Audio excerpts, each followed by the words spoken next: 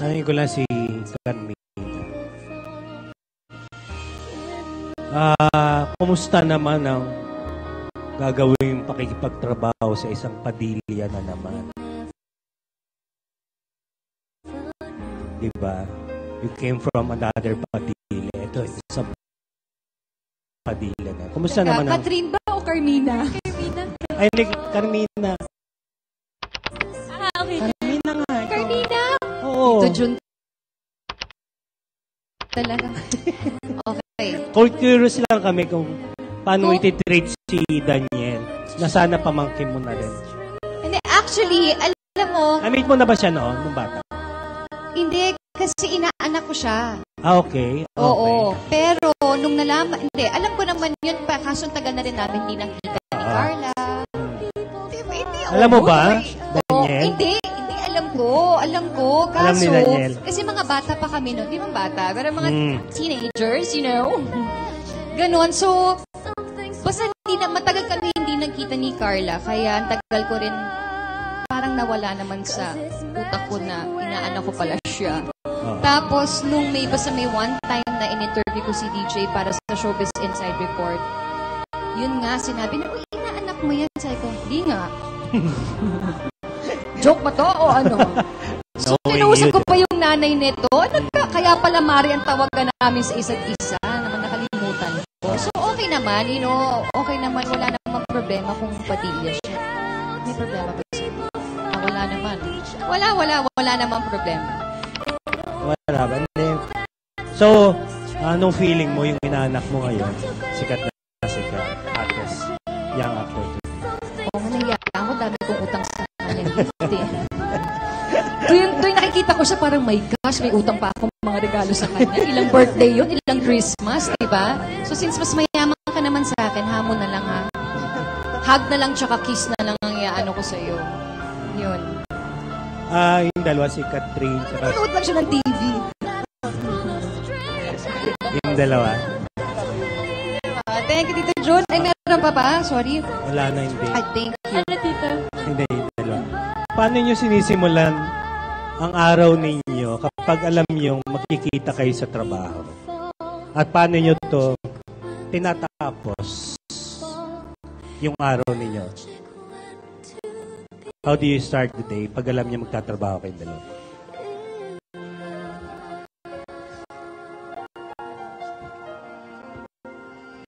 Bago magtrabaho. Bago kayo magkita? Siyempre text muna. Okay. And then? Tapos, text Tapos pagkatapos nun, ano? nag-iba yung tingin niya sa akin nung sinabi ko, kaya nilinaw ko lang. Yun text. Tapos, message na nga lang, minessage ko siya nung umaga. Tapos, pagkatapos nun, pagkat nagtatrabaho, yun sa pauwi, atid naman, tapos message na ulit. Yun Hindi text, Yun yung ginagawa. Walang kiss? Walang beso? Beso, meron. Beso, okay. Hindi nawawala yun. Hindi po pwede mawala yun. Yun na yung reward. Beso na nga lang kahit kanino, may beso. Yes, Catherine, ikaw. Totoo ba yun, Catherine? Totoo ba? Totoo naman na parati nagme-message si DJ sa akin.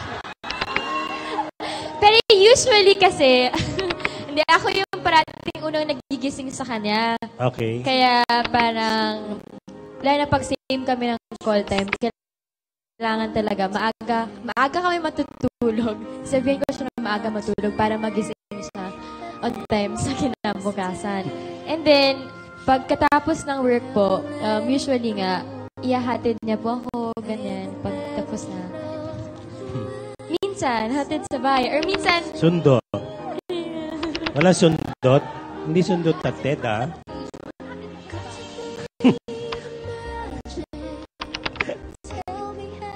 Mina, ano ba sinasabi mo sa kanila? Ano, Tito? Ano ba sinasabi mo, Mina? Nilikitahan mo sila. Wala sundot hatid? Ano lang, hatid lang? Hatid lang, pauwi. Walang sundo, Yan. Tapo, walang sulong. Alam niyo. Ano ba And then, yan? And then, tapos yan. Tama na to. Okay, na yun, tita.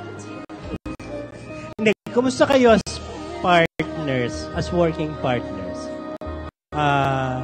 Naisisantabi niyo ba yung personal feelings ninyo habang nag-work kayo? I mean, yung admiration niyo sa isa't isa. Siguro ina-admire ko yung pagiging responsable po ni DJ. Hindi lang sa akin, pero nararamdaman ko rin sa lahat po ng taong nakakatrabaho niya or kahit yung mga staff namin. May kita mo sa kanya na super maalaga talaga siya sa kahit sino. And para siyang tatay eh. Pag yun sa...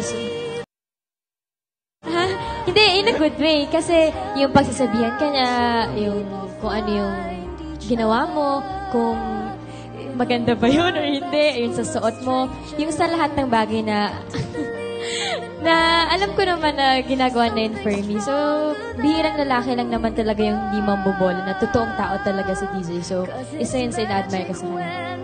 Si Daniel. Yung working relationship niyo.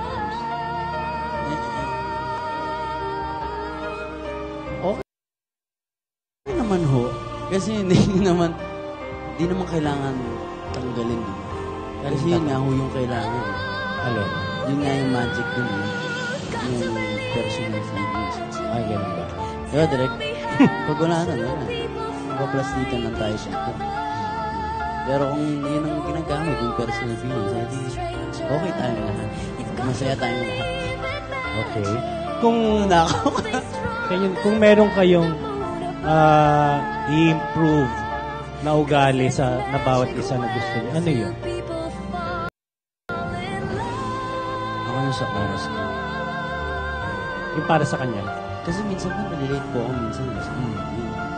Pag nalilate po, kailangan pagbuhin. Hindi ka tinatawagan ni Catherine? Ako po yung tumatawag kasi kanya nasagutin ko nagagalit siya. So magmamadali na ako. Okay. Yun lang. Yung kung meron ugali si Catherine na gusto mong baguhin o i-improve, ano kaya yun? Alam nyo na ako. Ano nga, hindi nga namin alam.